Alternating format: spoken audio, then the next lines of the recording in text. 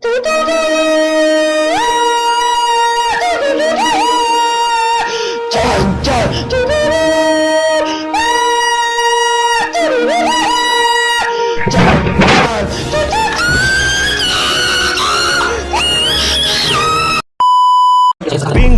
me la van a mascar. Kawasaki, Gago, Grico y Stripper. Dari tadi kita berdiskusi gak dapat jawabannya nih. Ya, ayo tanya orang ini. Yuk.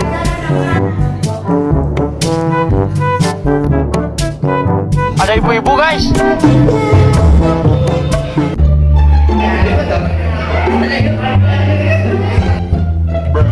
Assalamualaikum. Boleh tanya sesuatu nggak? Kalian mau nanya apa? Apaan tuh? Kenapa Indonesia mensupport tentang yang terhukum? Aku tahu. Jadi gini. Indonesia mengadopsi kedaulatan rakyat dan hukum sebagai prinsip dasar untuk menciptakan sistem pemerintahan yang adil dan demokratis, di mana keputusan didasarkan pada kehendak rakyat dan diatur oleh hukum untuk menjaga keadilan. Pernyataan ini juga sudah dijelaskan pada Undang-Undang Dasar 1945, yaitu pada pasal 27 ayat 1, yaitu setiap warga negara bersamaan kedudukannya dalam hukum dan pemerintahan dan wajib menjunjung hukum dan pemerintahan itu dengan tiada kecualinya. Indonesia mengadopsi teori kedaulatan rakyat yang diatur dalam Pasal 2 ayat 1. Undang-Undang Dasar 1945 yang menyatakan bahwa kedaulatan berada di tangan rakyat dan dilaksanakan menurut Undang-Undang Dasar. Prinsip ini juga dinyatakan dalam sila keempat Pancasila, yaitu kerakyatan yang dipimpin oleh hikmah kebijaksanaan dalam permusyawaratan perwakilan. Dan untuk kedaulatan hukum terdapat dalam pasal 1 ayat 3, yakni negara Indonesia adalah negara hukum. Oh ya, penerapan teori kedaulatan rakyat di Indonesia dapat dilihat dari pembagian kekuasaan menjadi 3, yaitu eksekutif, legislatif, dan juga yudikatif. Legislatif, yudikatif, itu apa sih? Lembaga itu aku tahu. Nah, jadi 3 lembaga itu adalah lembaga eksekutif, lembaga yudikatif, dan lembaga legislatif. Lembaga eksekutif adalah lembaga yang diberi kekuasaan untuk melaksanakan undang-undang. Saat ini, kedudukan lembaga eksekutif dipegang oleh kepala pemerintahan, yakni presiden dan wakilnya serta menteri-menteri. Secara sempit, lembaga eksekutif diartikan sebagai kekuasaan yang dipegang oleh raja atau presiden beserta menteri-menterinya. Dalam arti luas, lembaga eksekutif mencakup para pegawai negeri sipil dan militer. Oleh sebab itu, secara sederhana, lembaga eksekutif dapat disebut sebagai pemerintah. Selanjutnya, ada lembaga legislatif, yaitu lembaga yang bertugas untuk membuat atau merumuskan undang-undang yang diperlukan negara. Contoh lembaga legislatif ini adalah MPR, DPR, dan DPD. Selanjutnya ada lembaga yudikatif. Lembaga ini merupakan suatu badan dengan sifat yuridis yang berfungsi untuk mengadili penyelewengan konstitusi dan peraturan undang-undangan oleh institusi pemerintahan. Dalam menjalankan tugas dan fungsinya, lembaga yudikatif bersifat independen dan terbatas dari intervensi pemerintah. Lembaga yudikatif di Indonesia terdiri dari Mahkamah Agung dan Mahkamah Konstitusi.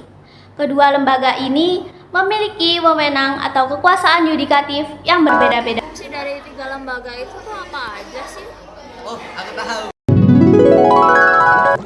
Apa sih legislatif itu?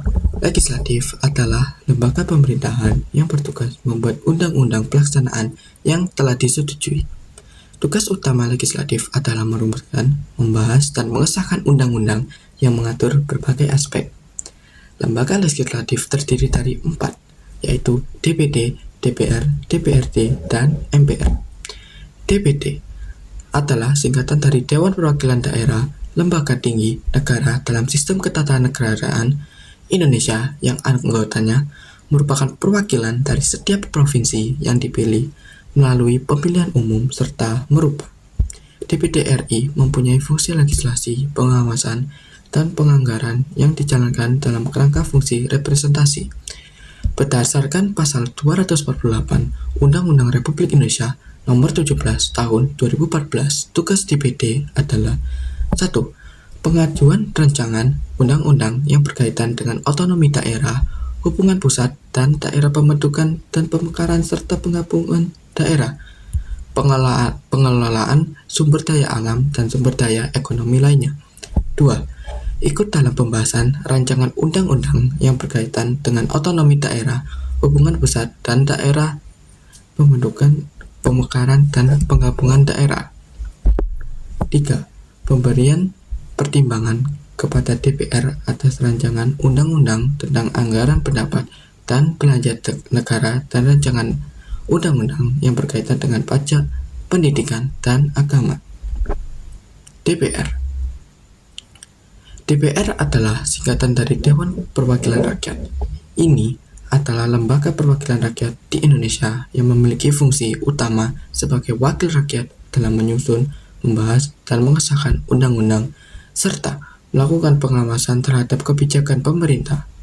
DPR juga bertanggung jawab dalam menyalurkan aspirasi dan kepentingan masyarakat di tingkat nasional melalui proses legislasi, pengawasan, dan representasi, pelaksanaan perda dan peraturan lainnya, serta kebijakan pemerintah daerah. Tugas DPRD yaitu: pertama, membentuk peraturan daerah bersama kepala daerah. 2. Membahas dan memberikan persetujuan rancangan peraturan daerah mengenai anggaran pendapatan dan belanja daerah yang diajukan oleh kepala daerah. 3. Melaksanakan pengawasan terhadap pelaksanaan peraturan daerah dan APBD. MPR adalah singkatan dari Majelis Permusyawaratan Rakyat, merupakan salah satu lembaga tinggi negara dalam sistem ketatanegaraan Indonesia. Salah satu fungsi utama MPR adalah memilih presiden dan wakil presiden Indonesia. MPR melakukan pemilihan presiden dan wakil presiden berdasarkan hasil pemilihan umum yang dilakukan oleh rakyat. MPR mempunyai tugas yaitu: pertama, mengubah dan menetapkan Undang-Undang Dasar. 2. Melantik presiden dan wakil presiden berdasarkan hasil pemilihan umum dalam sidang paripurna MPR. 3. Memutuskan usul DPR berdasarkan putusan Mahkamah Konstitusi untuk memberhentikan presiden dan atau wakil presiden dalam masa jabatannya setelah presiden dan atau wakil presiden diberi kesempatan untuk menyampaikan penjelasan di dalam sidang paripurna MPR. Eksekutif adalah salah satu cabang pemerintahan yang memiliki kekuasaan dan bertanggung jawab untuk menerapkan hukum. Contoh paling umum dalam suatu cabang eksekutif disebut ketua pemerintahan. Eksekutif dapat merujuk kepada administrasi dalam sistem presiden atau sebagai pemerintah dalam sistem parlementer. Lembaga eksekutif terdiri dari 4, yaitu presiden, menteri, gubernur, bupati. Presiden adalah kepala negara sekaligus kepala pemerintahan Indonesia. Presiden memegang kekuasaan eksekutif pemerintah Indonesia dan merupakan Panglima Tertinggi Tentara Nasional Indonesia dan Panglima Tertinggi Kepolisian Negara Republik Indonesia. Tugas presiden yaitu: 1. Menetapkan peraturan pemerintah pengganti undang-undang. 2. Menetapkan peraturan pemerintah. 3. Mengangkat dan memberhentikan menteri-menteri. 4. Menyatakan perang, membuat perdamaian dan perjanjian dengan negara lain dengan persetujuan DPR. Menteri adalah jabatan politik yang memegang suatu jabatan publik signifikan dalam pemerintah. Menteri biasanya memimpin suatu kementerian, dan dapat merupakan anggota dari suatu kabinet yang umumnya dipimpin oleh seorang raja atau ratu, gubernur, jenderal, presiden, atau perdana menteri. Fungsi Kementerian Negara Republik Indonesia adalah melakukan koordinasi dan pembinaan terkait segala unsur yang berkaitan dengan bidangnya. Dalam melakukan tugasnya, kementerian yang menjalankan urusan sebagaimana dimaksud dalam Undang-Undang Pasal 5 Ayat 3 berbunyi 1. Merumuskan dan menetapkan kebijakan terhadap bidangnya. 2. Mengkoordinasikan dan mensinkronisasikan jalannya kebijakan terhadap bidangnya. 3. Mengelola barang milik atau kekayaan negara yang menjadi tanggung jawabnya. 4. Mengawasi terkait jalannya tugas di bidangnya. Gubernur. Gubernur adalah kepala penyelenggara wilayah provinsi yang bertugas menyelenggarakan pemerintah daerah berdasarkan kebijakan yang ditetapkan bersama Dewan Perwakilan Rakyat Daerah Provinsi. Gubernur menjadi kepala wilayah provinsi dan wakil dari pemerintah pusat. Fungsi gubernur yaitu ada 2. Fungsi dasar yang melekat pada gubernur. Pertama, yaitu fungsi desentralisasi. Dalam kaitannya dengan fungsi ini, gubernur berkedudukan sebagai kepala daerah otonom yang memiliki kewenangan untuk menjalankan urusan rumah tangga daerah dengan sumber pendanaan APBD.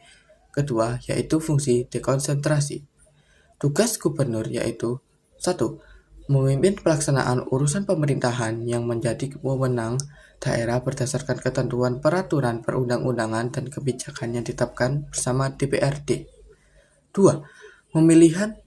Memelihara ketenteraman dan ketertiban masyarakat. 3. Mengusulkan pengangkatan wakil kepala daerah. Bupati. Bupati adalah sebutan untuk kepala daerah kabupaten di Indonesia. Seorang bupati kewenangannya sejajar dengan wali kota, yakni kepala daerah untuk daerah kota. Tugas bupati yaitu 1. Memberikan laporan keterangan pertanggungjawaban mengenai penyelenggaraan pemerintahan kepada DPRK. 2. Memberikan laporan penyelenggaraan pemerintahan kabupaten kepada gubernur selaku wakil pemerintah. 3. Menyampaikan informasi penyelenggaraan pemerintahan kabupaten kepada masyarakat.